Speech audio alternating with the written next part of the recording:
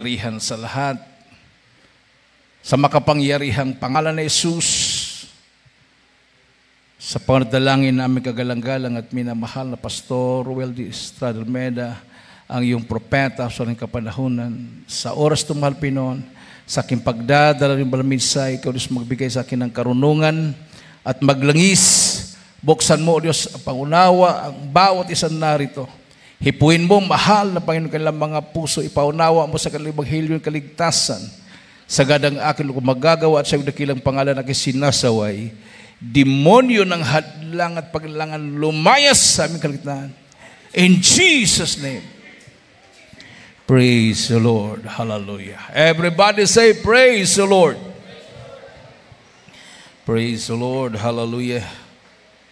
Ang pinakamataas na pagpupuri, paglualhati, pagdakila, pagsamba ay sa ating pinakamamahal na Panginoong Jesus lamang.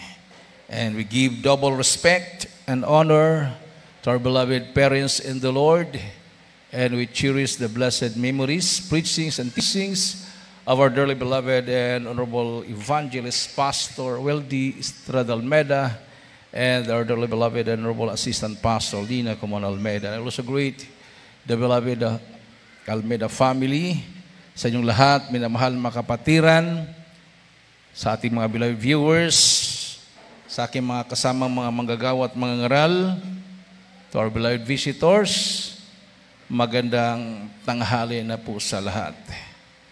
Palakpakan natin ang ating Diyos na buhay. So nandito na po tayo, minamahal, sa tinatawag ng Biblia na huling araw. Amen.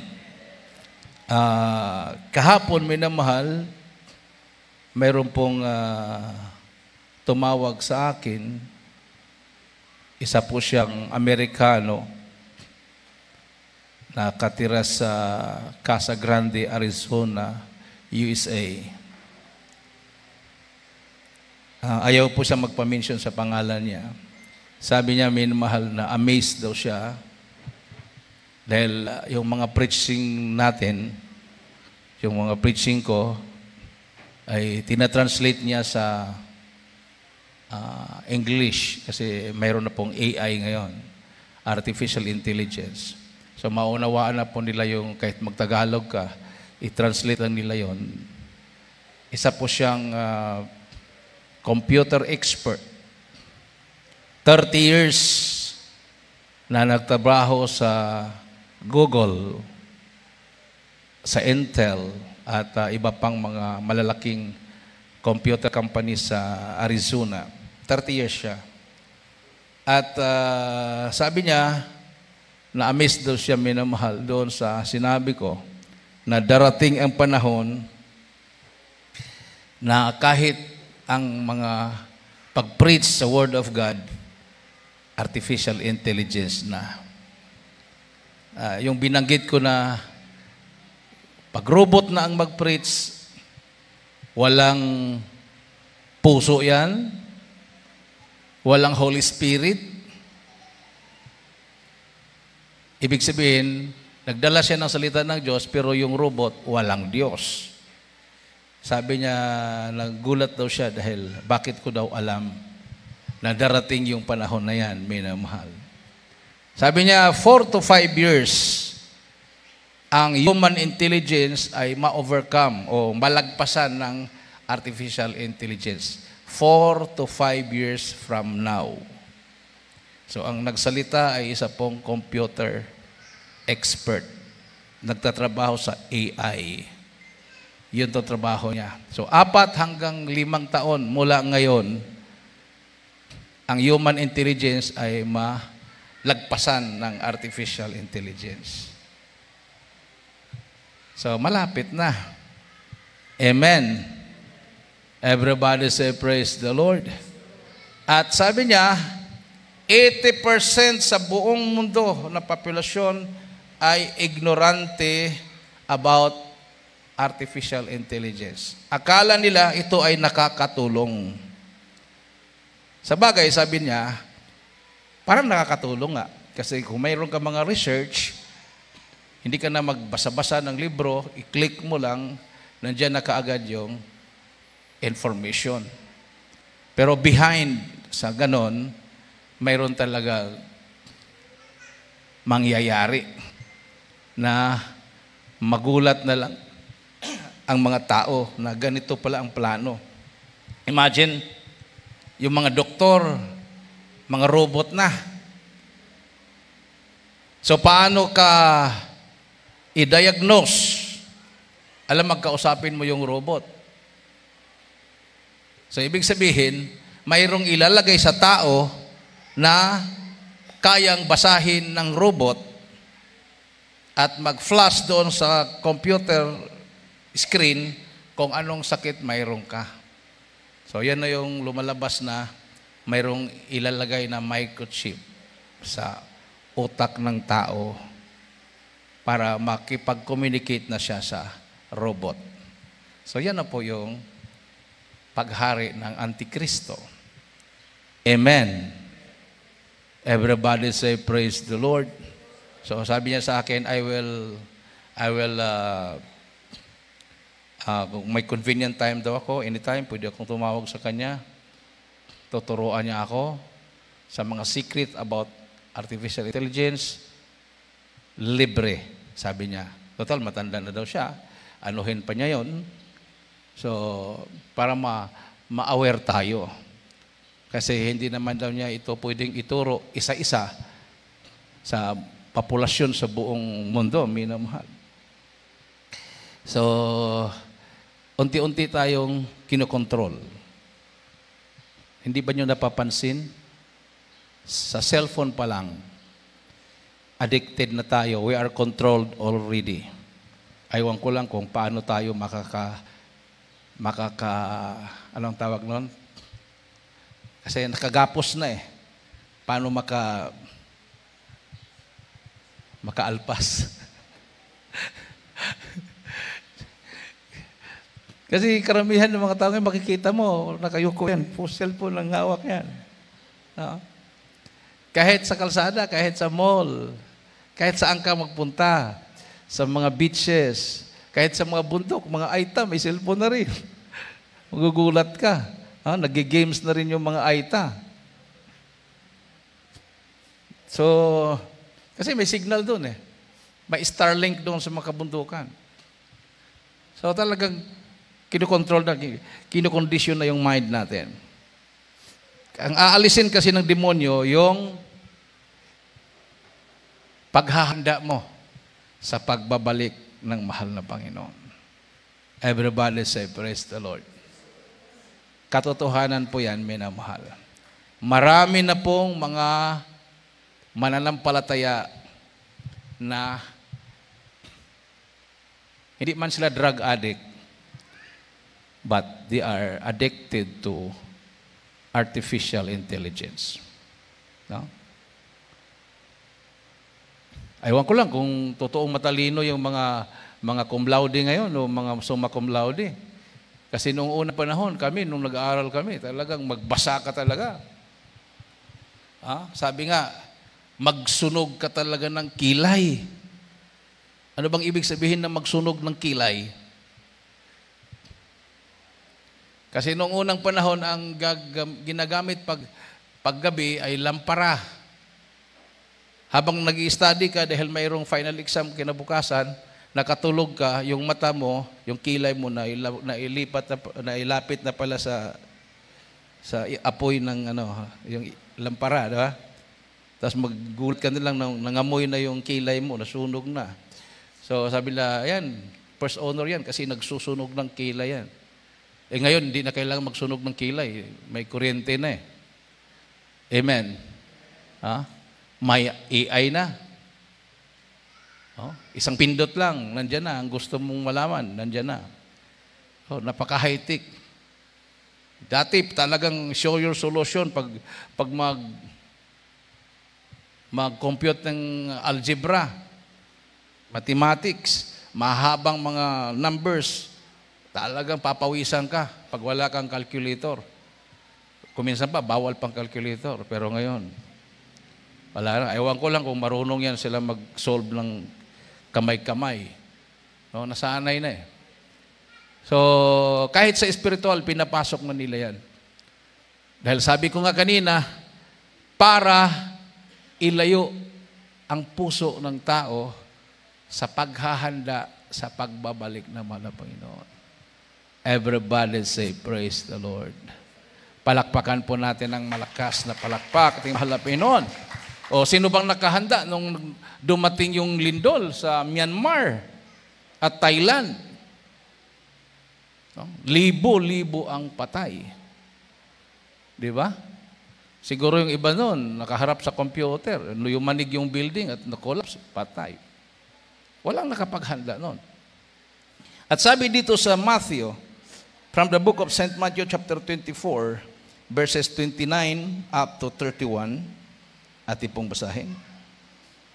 Matthew kapitulo 24, versikulo 29, 30 hanggang 31. Dito po sa Mateo 24, 29 hanggang 31. Sabi rito, "Datapwat karakarakang pagkatapos ng kapigatian sa mga araw na iyon ay magdidilim ang araw at ang buwan ay hindi magbibigay ng kanyang liwanag at mga laglag ang mabituin mula sa langit at magsipag-ngatal ang mga kapangyarihan sa mga langit. At kung magkagayoy, lilitaw ang tanda ng anak ng tao sa langit. At kung magkagayoy, magsisitaghoy ang lahat ng mga angkan sa lupa at makikita nila ang anak ng tao na paparitong sumasa mga alapaap ng langit na may kapangyarihan at dakilang kalwalatian at susuguin ang kanyang mga anghel na may matinding pakakak at kanilang titipunin ang kanyang mga hinirang mula sa apat na hangin ng sanlibutan mula sa isang dulo ng langit hanggang sa kabila." Amen. Everybody say, praise the Lord. Sabi po dito, minimal, immediately after the tribulation of those days. So, ang mahal na Panginoon po ang nagsabi nito. So, sinabi po niya yung mangyayari sa huling araw, no? Sa kanyang pagbabalik. Immediately after the tribulation of those days, shall the sun be darkened, and the moon shall not give her light, and the stars shall fall from heaven, and the powers of the heaven shall be shaken. And then shall appear the sign of the Son of Man in heaven. And then shall all the tribes of the earth mourn, and they shall see the Son of Man coming in the clouds of heaven with power and great glory. And he shall send his angels with a great sound of a trumpet, and they shall gather together in his elect from the four winds. Four winds. Ano yung four winds? Ano yung four winds? North, south, east, west. No, di ba? Oh, yan yung four winds, no? So, north, south, east, west. From one end of heaven to the other. So, sino makapaghanda ditong pagdating ng Malapino kung naaaliw na tayo sa technology? Di ba? Oh, mayroon po tayo, pag mag-research tayo, mayroon tayong nakikitang yung pagbabalik ng mahal na Panginoon. Oh, may lumalabas na ganon. Mayroong makikita yung video ng rapture. Pero magulat ka, pati nakapantalon na babae, rapture din. Tapos kung anong kulay ng damit mo, yun yung suot mo. Ibig sabihin, wala talaga. Kalukuhan po yan, fake news yan. Sa rapture po, hindi po ibig sabihin kung ano yung suot mo, yun din ang suot mo. Everybody say, praise the Lord. Ha? Nireveal po sa akin ng malapit niya nung na-assign ako sa Leyte. Na-assign ako noong 1992 to 1994. Nagtanong ako sa malapit, ano yung rapture? Ano yung rapture? Tapos pagtulog ko, Kasi nung time na yon, 2 years na hindi ako kumakain ng kanin. Gabi na ako nagbe-break, gulay, isda, 2 meals fasting. Kuminsan mag-straight 3 days, tapos 2 meals fasting. Walang kanin yon, puro gulay lang, kalabasa, isda sa gabi. So naghigi ko sa malapit, anong rapture? So yung panaginip ko, naglibing daw kami ng worker. Naglibing kami ng worker. Pagdating namin sa sementeryo, nung tiningnan ko yung mukha, agnas na yung mukha, makikita na yung buto doon sa salamin. Sabi ko raw, wag nang buksan kasi babaho na yan. Kasi tradition po natin, pag bago ilibing, di ba, bubuksan. No? O yayakapin pa nga. Yung iba. Pagtingin ko, agnas na yung mukha, sabi ko, wag nang buksan. Maya-maya, biglang kumidlat. Pag kulog, kidlat, bumangon po yung patay. Pagbangon ng patay, hindi naman yung mukha niya na agnas, kundi iba na yung mukha niya. Makinis yung mukha niya. Tapos ang damit niya, alam mo yung, nakikita mo yung parang damit ng Arabo, yung paputi hanggang paa. Ganon ang damit niya, yung long sleeve siya na puti hanggang paa, puti. Tapos pag angat niya ng ganon, tumaas. So taas din ako ng kamay dahil na pumasok sa isip ko, rapture. Kasi sabay kidlat kulog bumangon siya. Tapos, yun na nga, minamahal. Yung mga kasama ko doon ng libing, nag-change yung kanilang katawan, umangat. Ganon din ang damit. Yung puti. Tapos yung mga naiwan, hindi nagbago yung kanilang damit, naiwan sila. Tapos nung habang umaangat ako, nakatagtingin ko sa damit ko, ganon din. Tapos yung mga bundok, makikita mo talagang umuuga. Wala ka makitang liwanag, dilim. Samantalang nung naglilibing kami, araw yon. Ang nakita ko, dilim. Madilim. Tapos yung mga bundok, nabibiak, may mga apoy na lumalabas. Habang paangat kami na paangat. Nagising ako. Sabi ko, ganun pala yung rapture. Ganun pala yung rapture. Ha? Wala pong nakapantalon na rapture, minamahal. Ha? Kasi babaguhin yung damit natin, mahaba lahat, kumbaga nakatuga lahat. No? Puti lang yung kulay niya. Puti. Tapos yung mga mukha, babaguhin lahat. Makikinis na, kala mo mga 20 to 30 years old lahat. Walang matanda. Puro bago nga. Sabi nga, we shall be like Him. Sa pagdating ng mahal ng Panginoon, babaguhin. Ang mga nangamatay, sila po ay babangon, mabuhay muli, at tayong mga buhay ay babaguhin at sasalubong tayo sa mahal ng Panginoon sa alapaap. Everybody say, praise the Lord. Kaya lang, mayroon pong ginagawa ang kaaway ng Diyos at makikita mo doon sa mga AI, pati nakapantalon na rapture. No? Na rapture, mga matatanda. Hindi naman talaga yun ang rapture. Tapos mayroon ka makita din, impyerno, di ba? Yung mga kaluluwa doon sa impyerno. Puro mga gawa ng AI yan. Wala namang nagdala ng kamera doon at pinicturean yung impyerno No? Puro gawa ng AI yan. Puro mga fake news yan, minamahal. Nakakaaliw. Kaysa pag sa Bible lang, puro salita lang ito. Hindi mo mai-imagine. So, mayroon alternative na binibigay ang technology. Ito yung langit. Ito yung impyerno. Inaniwala ka naman doon. Kasi nungalingan yun. Hindi yun. Everybody say, praise the Lord. Maliban na lang kung ipakita sa'yo ng Panginoon through vision or dreams, yun, makikita mo kung ano yung rapture, ano yung langit, at ano yung impyerno. Palakpakan natin ang ating mahal na Panginoon, may na mahal. Sabi ng Daniel 7:11, pakihanda ang Ezekiel 32:7 at Joel 2:10. Daniel 7:11, Ezekiel 32:7, and Joel 2:10. Sunod-sunod ang basa. Hallelujah, praise the Lord, mga binamahal. Dito sa aklat ng Daniel 7, 11. ang talata ay 11. Ito ang sinasabi, mga minamahal. Ako'y tumingin ng oras na iyon dahil sa tinig ng mga dakilang salita na sinalita ng sungay. Ako'y tumingin hanggang sa ang hayop ay napatay at ang kanyang katawan ay nagiba at siya ay naibigay upang sunugin sa apoy.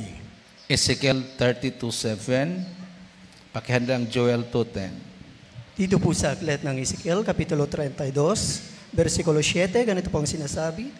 At pagka ikaw ay aking nautas, aking tatakpan ang langit, at pagdidilimin ko ang mga bituin niyaon, aking tatakpan ng alapaap ang araw, at ang buwan ay hindi magbibigay ng kanyang liwanag. Amen. Praise the Lord. Joel 2:10.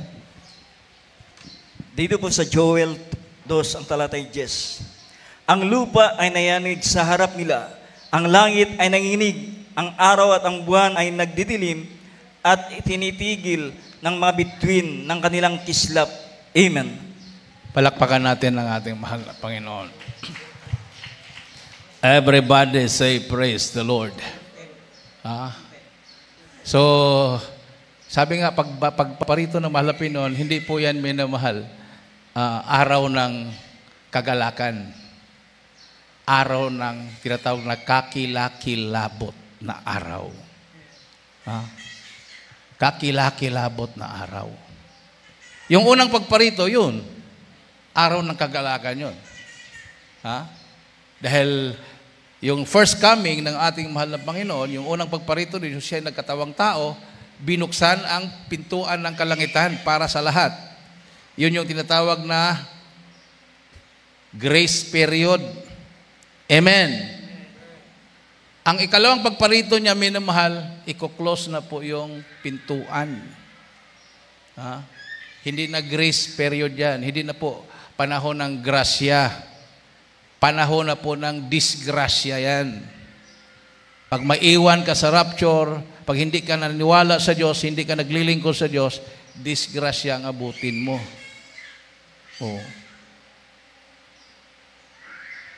Kasi sabi ng Biblia, ang araw ng pagparito ng Malapino na araw na kakilakilabot sa mga hindi naglilingkod sa mahal na Panginoon.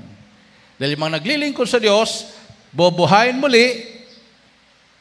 Hindi po kasama dito yung mga nangamatay before Christ. Ang bubuhayin muli yung mga nangamatay during the time of our Jesus hanggang sa ating kapanahunan. No? Kasi yung nangamatay before Christ, sila po'y husgahan according to their works sa panahon ng last judgment. Yung po yung white throne judgment after 1,000 years. So, yung makasama sa bubuhayin muli, sa resurrection, yung po yung naglilingkod sa mahal na Panginoon during His time up to the present. At yung marapture, yung datnang buhay na naglilingkod sa mahal na Panginoon. Naglilingkod. Palakpakan natin ang ating Diyos na buhay. Everybody say, praise the Lord. Ano bang ibig sabihin ng naglilingkod? Pag ikaw ay naglilingkod sa isang tao, anong ginagawa mo? Pag uutusan ka, ikaw ay susunod. Pag ikaw ay naglilingkod sa Diyos, ano po yung utos ng Diyos? Sinusunod mo. Amen.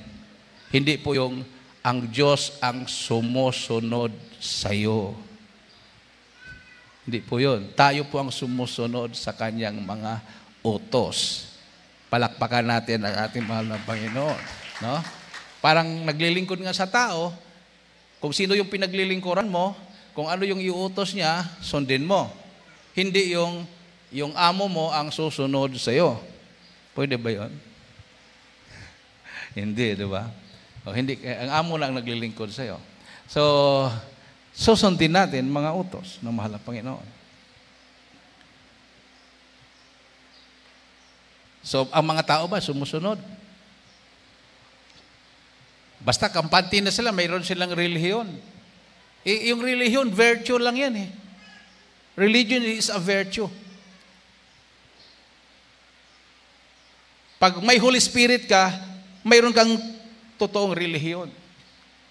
Kasi hindi magmamanifest yung true religion sa iyo pag wala kang Holy Spirit. Di ba? Sa James 1:27, basahin po natin ang James 1:27. Santiago 1:27. Sound. Santiago 1:27. Ang dalisay na relihiyon at walang dungis sa harapan ng ating Diyos at Ama ay ito, dalawa ang mga hallelujah, praise God. Dalawin ang mga ulila at mga babaeng bao sa kanilang kapighatian at pag-ingatang walang dungis ang kanyang sarili sa sanglibutan. Pure religion and undefiled before God and the Father is this, to visit the fatherless and widows in their affliction. To visit the fatherless and widows in their affliction. So, yun yung totoong relihiyon. Ibig sabihin, virtue yan. Hindi mo magawa yung ganung gawain pag wala kang Holy Spirit. Sasabihin mo, sayang-sayang lang sa oras ko yan. Bakit magbibisitahin ko pa sila? Hindi ko naman kamag-anak yan. Di ba? Bakit pa ako pupunta dyan sa mga lugar na yan? Delikado, baka mamatay pa tayo, madisgrasya pa tayo dyan. Oh. Ba't ka pa mangaral sa mga rebelde? Puntahan mo pa doon sa mga kampo. Problema na nila yan. Bakit nila pinili yung ganong buhay? So, ganun talaga, normal. That's normal. Normal yan na naramdaman ng tao na walang Holy Spirit. Wala kang pure religion sa buhay mo. Pero kung mayroon kang pure religion, mayroon kang virtue, mayroon kang Holy Spirit, kahit ayaw mo, yun yung magdidictate sa'yo. Yan ang ginawa ng ating mga pastor. Wala naman siyang kamag-anak na nakidnap ng Abu Sayyaf. Wala naman siyang kakilalang Abu Sayyaf na kailangan pangaralan ng Ebanghelyo. Bakit niya iwanan ang buong kongregasyon, milyon ng mga membro, iwanan niya ang kanyang buong pamilya, dalhin niya ang kanyang sarili doon, kasama ang mga prayer warriors, mag-ayuno pa siya ng 40 days and 40 nights. Walang kain. Papatayin niya ang kanyang sarili para mapuntahan ang delikadong lugar na wala pong pastor. Ang mga Abu Sayyaf mismo nagsabi, kahit ang mga pinakamatapang na general, pagpapasok sa aming kampo, may dalang mga tangke de gera, helicopter, batalyon ng mga sundalo. Pinakamatapang na general na yon. Lalo na yung mga pastor-pastoran. Wala talaga. Patunay. Nung pumasok ang ating mahal na pastor, anong ginawa sa mga nagpapastor-pastoran? Inuusig ang mahal na pastor. Nagpapasikat lang daw. Pwede naman daw manalangin sa bahay lang, sa congregation. Bakit pa daw pasukin? Hindi daw ginagamit ang utak. Hindi daw ginagamit ang wisdom. Tingnan mo yan. Parang sinasabi nilang sila lang yung may utak at sila lang yung may karunungan. Pero nung lumabas, tagumpay, buhay, lahat, nakalabas lahat ang mga sipad and hostages, anong sabi ng mga pastor-pastoran? Kasama kaming nanalangin. Nanalangin din kami. Sinungaling pa rin. Okay lang sana kung tahimik. Nagsinungaling pa rin. Nung una, pagpasok ng mga pastor, grabing negatibo ang kanilang mga sinasabi. Even the very elect, kahit yung mga maiinit na Kristiyano naaapektuhan. May mga kapatiran, kinukuskus na nila yung logo ng kanilang sasakyan dahil hiyang-hiya na sila. Pinagtatawanan sila pag makita na may logo yung kanilang sasakyan. Ay, yung pastor nyo napugutan na ng ulo. Ang pastor nyo nakidnap. Pagod na sila sa kaka-explain. Yung iba nanghina talaga. Yung iba nawala sa Panginoon. Pero yung mga Kristiyanong puspos ng Holy Spirit, naunawaan nila ang misyon ng ating mahal na pastor. Everybody say praise the Lord. Kasi yan yung pure religion. That's a virtue. Bunga ng Holy Spirit na nasa iyo. Love, peace, meekness, long-suffering, gentleness, faith. Against such there is no law. 9 fruits of the Spirit sa Galatia 22-23. Pakihanda. Hindi yan magmamanifest sa'yo pag walang Holy Spirit sa'yo. At hindi yan magmamanifest sa'yo kung hindi totoong relihiyon ang mayroon ka. So ang relihiyon, hindi po yan inaangkin ng isang grupo. Hindi po yan pwedeng angkinin ng, kami lang ang mayroon diyang relihiyon na yan. Kami ang totoong relihiyon. Dahil sila ay mga mangmang sa salita ng Diyos. Akala nila ang relihiyon, grupo. Sabi naman po yun, I will build my church. Yung church na yon ay puspos ng Holy Spirit. Everybody say, praise the Lord.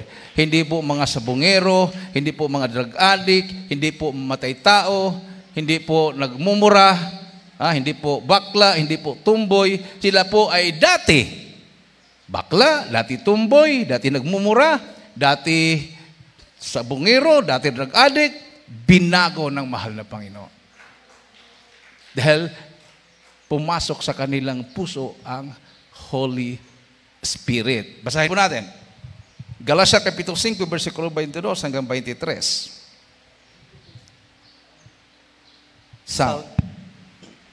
Dito po sa aklat ng Galatia, Kapitulo 5, versikulo 22 hanggang 23, ganito pang sinasabi.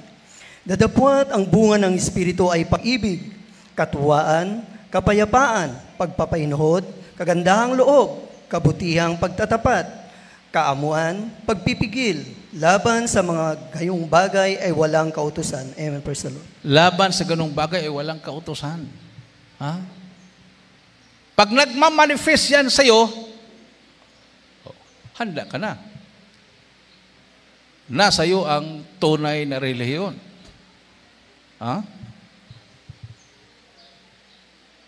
Palasimba ka nga. After ng simba, yun, away. Lalo na ngayon, kampanya na, sabi ba? Kampanya. Pagkatapos, simba mo na yung mga politiko, akala mo talaga makadiyos yan, simba sila. Pagkatapos, ayun, batuhan na ng putik isa't isa. Tapos sabihin nila, babaguhin nila ang bansa. Paano mabago? Patayin ang kalaban? Ang buti kung magpapatay lang yan na nakatayo, ilalaban din yan. Amen. Everybody say, praise the Lord. So wala pong ibang solusyon. Sabi na Balapinon, come unto me, all that labor and are heavy laden, I will give you rest. Imagine, kung lahat sana naniwala sa preaching natin, mahal na pastor, hindi lang milyon minamahal. Hindi lang 5 million, hindi lang 10 million ang magbabago. Kaya lang hinadlangan ng mga leader ng reliyon. Sinisiraan ng gawain. Yung iba, kinokopya ang Jesus Miracle Crusade. May sayaw-sayaw na rin sila, may praise the Lord na rin sila. Ang purpose para hindi lilipat. Ngayon, anong nangyari? Kasayaw-sayaw nila, ka-praise the Lord, nagbago ba? Hindi naman.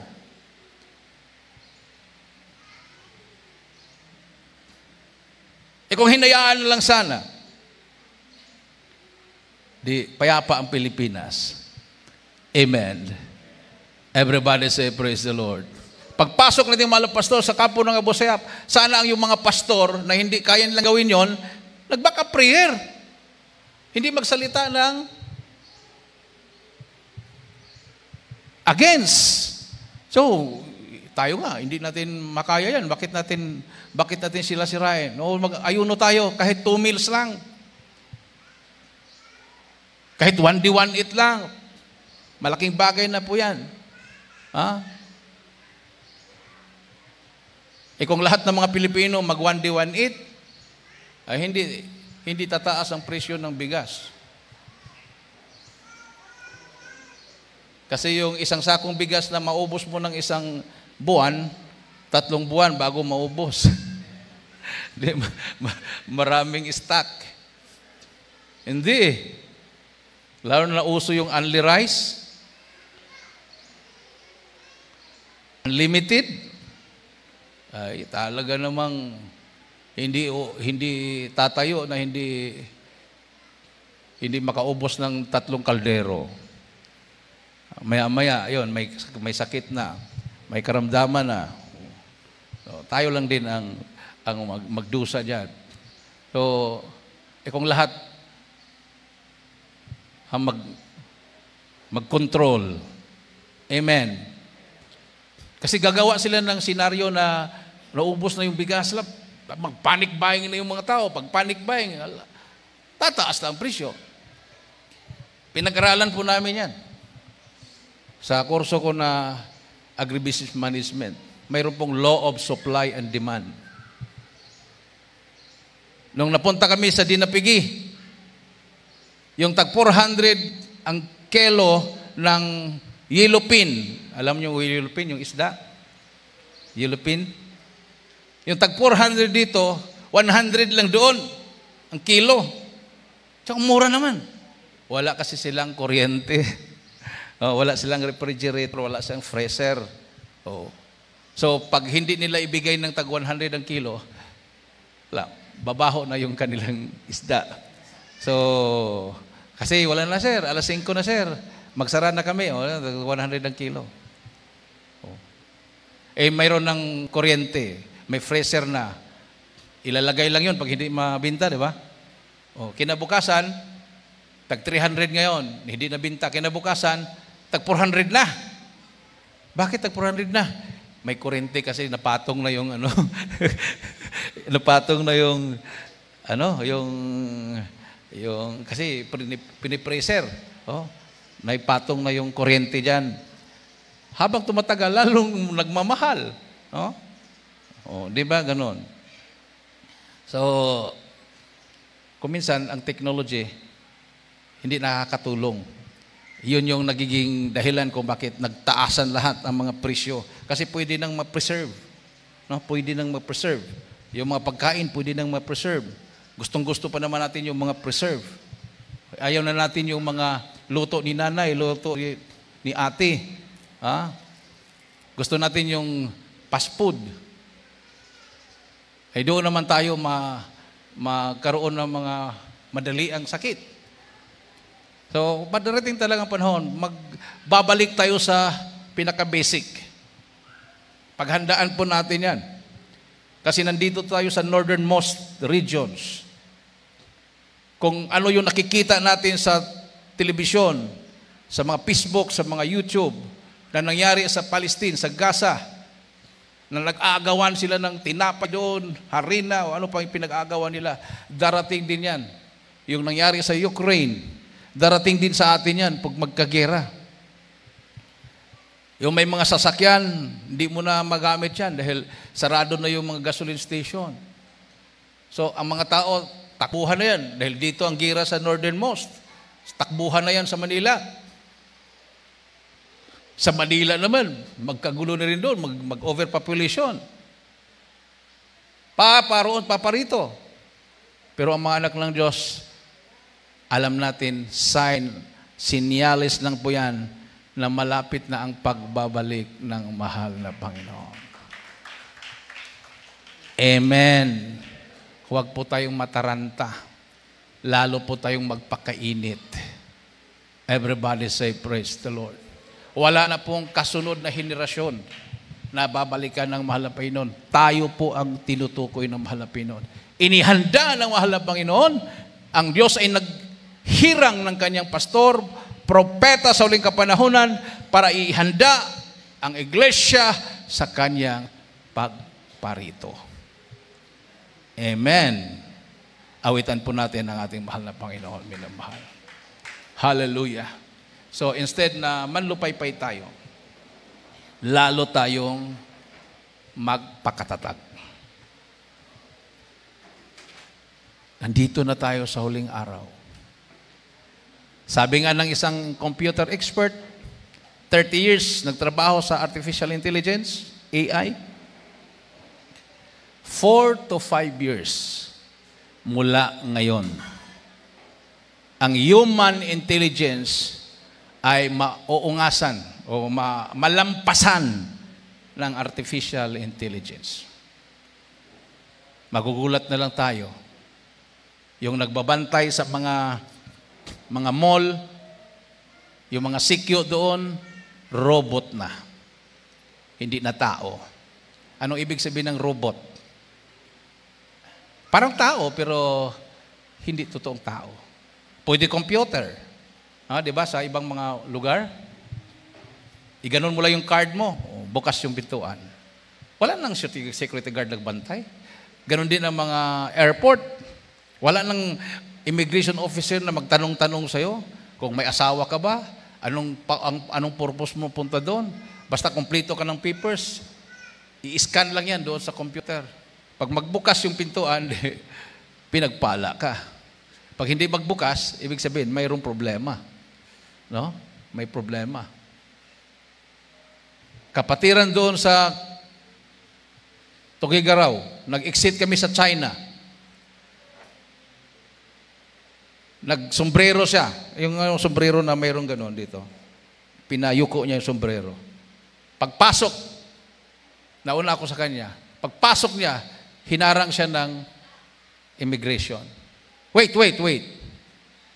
Pinatanggal yung kanyang sombrero. Mayroon siyang hinawakan. Tinutok sa noo. Mabuti hindi tumunog. Yung pala, may mga tao na ngayon na may tatak na sa noo. May microchip na. Yun po yung mga kriminal, yung mga nakulong sa ibang bansa. Nilalagyan nila ng microchip ang noo para kung saan man sila magpunta, mamonitor sila. So, bakit ginanon yung computer dito sa noo niya? Ibig sabihin, mayroon na talaga. Mayroon ng technology na ganon. Kasi pag robot na ang magwagwardya, mayroong ilalagay sa katawan mo na yun ang babasahin ng robot. Yun na yung microchip na sabi nila ilalagay sa utak or sa noo ng tao. So huwag po tayong maingganyo dyan. Kahit bigyan ka pa ng $1 million. Lagyan ka, bagyan ka ng $1 million. Yung $1 million na yon, buong buhay mo na yon. Kahit saan ka magliwalayo sa buong mundo, huwag mong ibintang yung kaluluwa. Piliin mong maglingkod sa Diyos. Piliin nating maghirap alang-alang kay Kristo o mamatay alang-alang kay Kristo kaysa tayo ay mapunta sa dagat-dagatang apoy. Awitan po natin mahal na Panginoon, minamahal. Isentro po yung ating isip at puso sa ating Diyos na buhay. Hallelujah.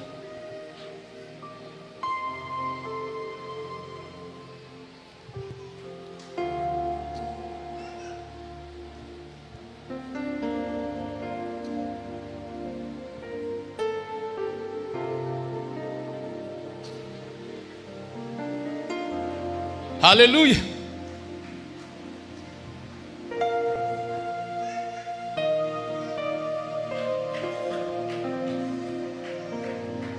Let every soul be subject to God's power. For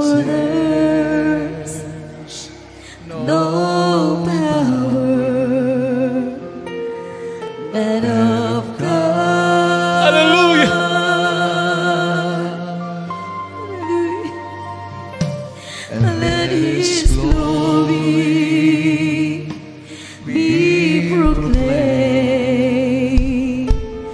in all the earth, and may the voice of His praise be heard. For God has stood in my life, He said He'll never go. To praise Him with devotion, it's all that I can do. I search His words forever until the end of time. The goodness of God in my life makes me happy Christian. God loves me forever. Say Jesus, my Redeemer. I always keep on crying the moment I adore Him. My life shines, 'cause God loves me forever until the end of time.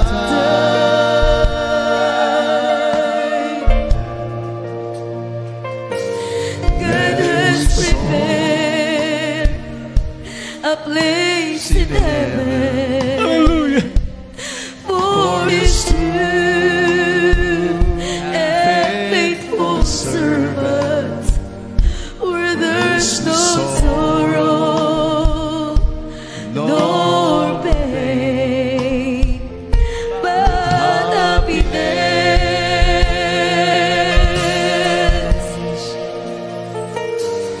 Let every soul strive to be perfect in all the days of their lives. For Jesus cometh like a thief in the night. For God is good in my life. Hallelujah! Never go.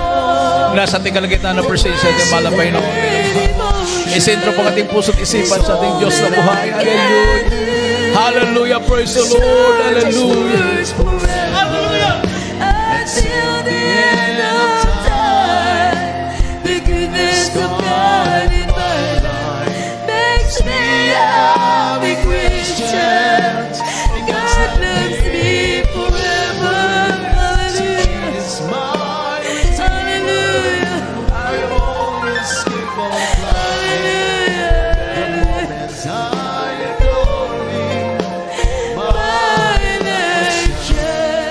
Isigaw po natin ang hallelujah, praise the Lord. Hallelujah, praise the Lord.